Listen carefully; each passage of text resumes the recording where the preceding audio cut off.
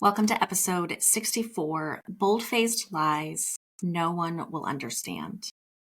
This lie really gets me fired up. Nothing makes us feel more alone and isolated than believing that we are the only one, that no one else will understand, that if we are strong, we're smart and capable, then we shouldn't need anyone else. Everyone else seems so put together, so why should I be a burden? I have several guest interviews that will be coming up in the next few weeks that have some amazing stories. Women who have experienced personal suffering to themselves or those that are closest to them.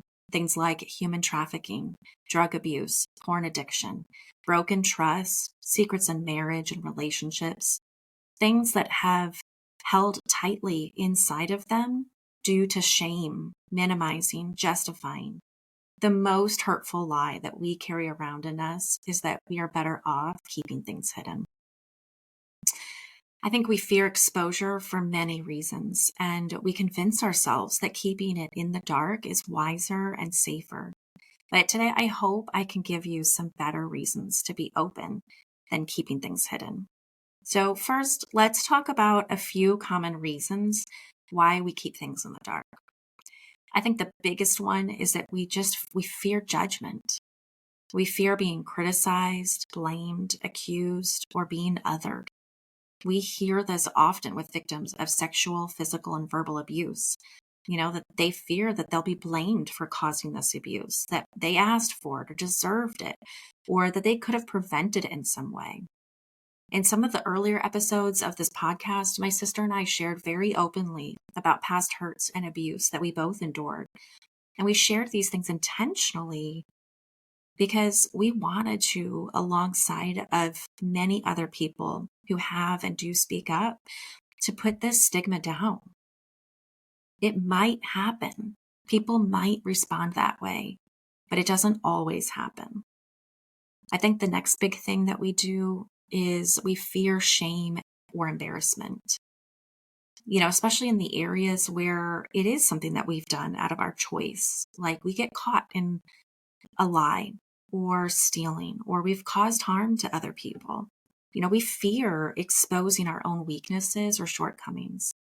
It's hard to come clean when we have made mistakes. We can also feel this way in relationships when it's the other person that's doing something and we're worried about our own reputation and how it reflects on us, like with our children or our spouses. Have you ever felt like, man, their behavior and their choices are a reflection on us? Like we feel embarrassed. Our own egos are often a source for keeping things hidden or to just sweep things under the rug and minimize them. I think the other thing is that we fear causing trouble for others. We don't want to be a burden to other people or to ask them to sacrifice for us. Or maybe we don't want to cause them worry or stress. Sometimes we want to protect those that we love from being embarrassed.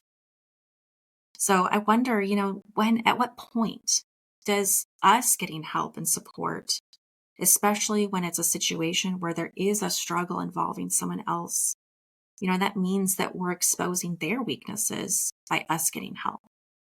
Almost like we don't want to air someone else's dirty laundry. We feel a need to protect their reputation or their privacy.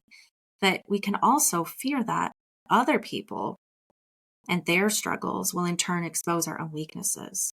Again, just like in parenting or in our marriage, it's a challenging dynamic between what's it really about and who are we really trying to protect.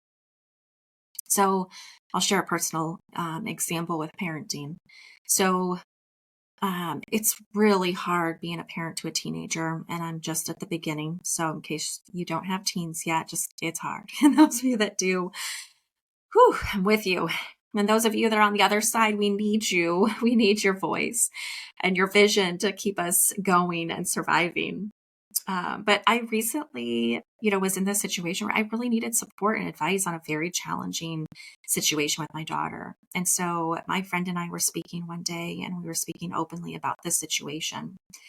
She actually brought it up to me because her daughter had told her about the situation from my daughter because they're also friends.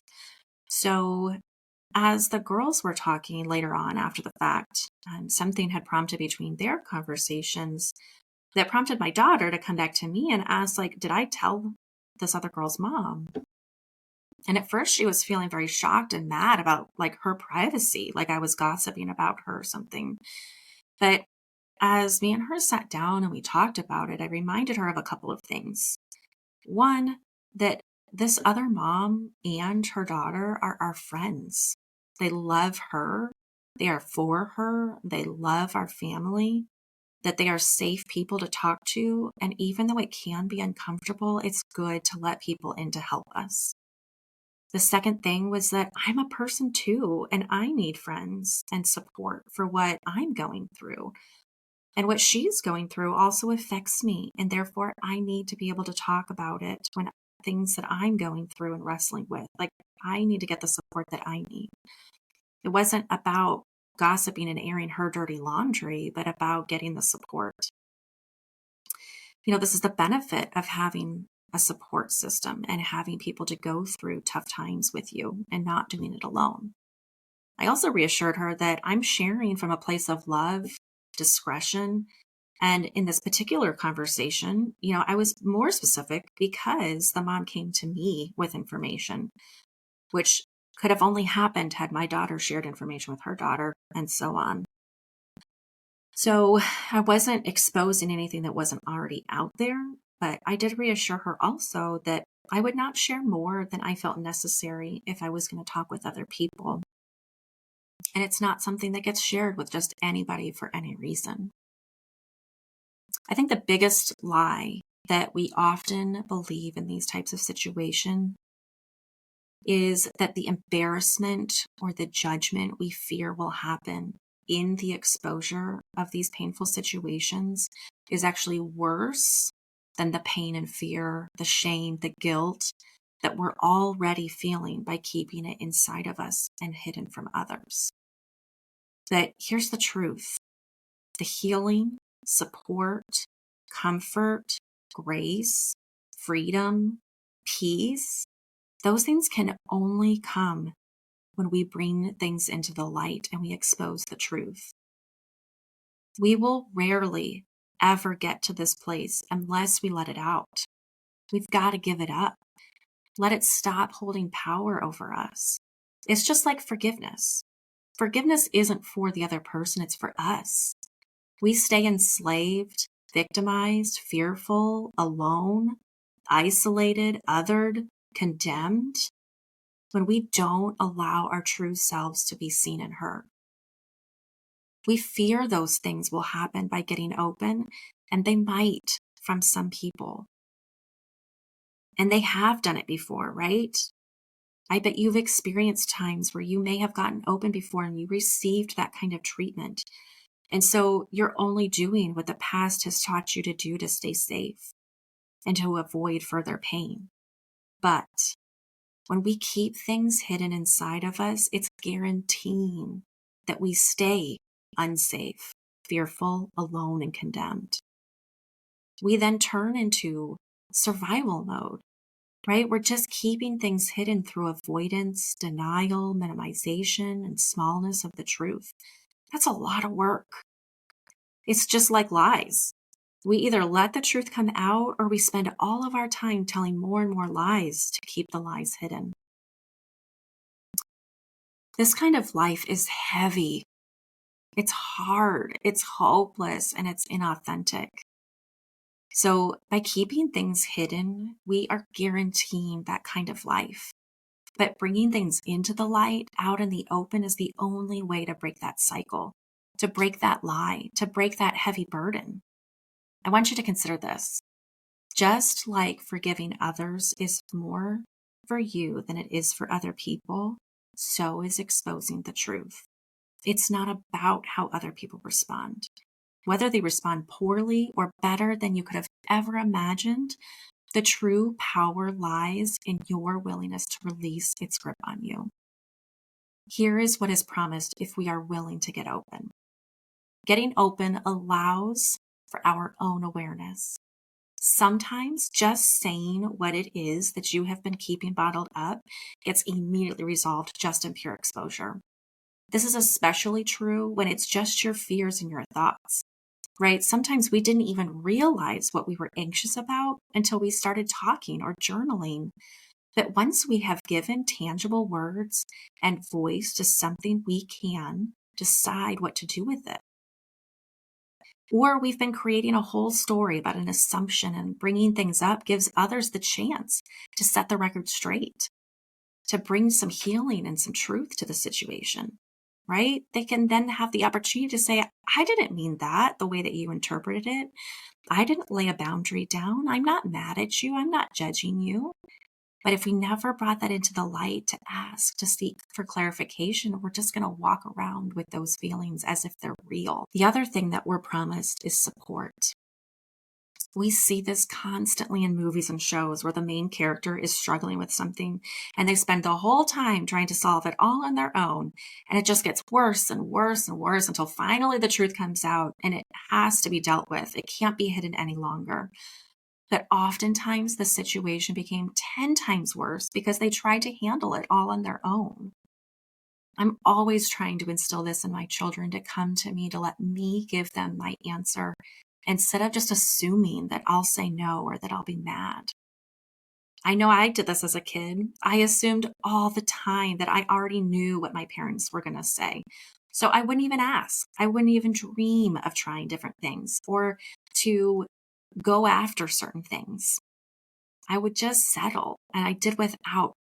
And the reality is that they might have said no, right? Like my assumptions might have been right some of the times, but unfortunately, I will never know all the opportunities that I missed out on because I just assumed the answer or the response.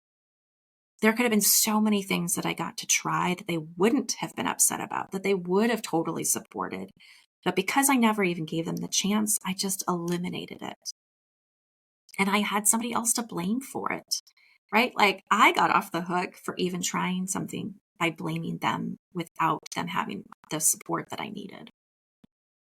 The other thing that we get by being open is community. We don't usually walk around constantly airing our past mistakes. And so until we tell others what we are going through, we won't know if they can relate or not. I want you to consider this. If you have a personal experience with abuse in one form or another, and another person told you one day, they got open with you and told you that they were going through a situation that you had gone through before, how quickly would you be willing to show up for them, to help them through it, to want them to know that they aren't alone? You would not be judging or condemning them. You would want to support them in any way you could, or to help them to get to the right resources, wouldn't you? How would this person have ever known, because you're not airing it out if they came to you and they didn't know that you had personal experience? It feels so good to offer that kind of support to somebody else when you know exactly how it feels. So here's the truth. The truth is that we might not know who can understand completely, but I promise you that there are others. You're not the only one. At the root of whatever the thing is that you're going through, we're all the same. The circumstances might be different, but we just want to be loved and accepted. Somebody doesn't have to go through the exact situation in the exact same way to be able to love you, accept you, help you, or even relate to you in some way. We have all been mistreated. We all have weaknesses. We all have experienced shame and guilt, rejection and fear. Even if somebody responds poorly or does judge you or condemn you for the things that you're sharing about, it says more about them than it does about you. Let me repeat that again for you. Even if someone responds poorly or does judge or condemn you, it says more about them than it does about you. Maybe it's their own fear, their own low self-esteem, their own denial of humanity, their own weakness, their own insecurities of what they can handle or what they're even have experienced in the past. We are guaranteed to not have community by keeping things in, and we will only find community by letting it out.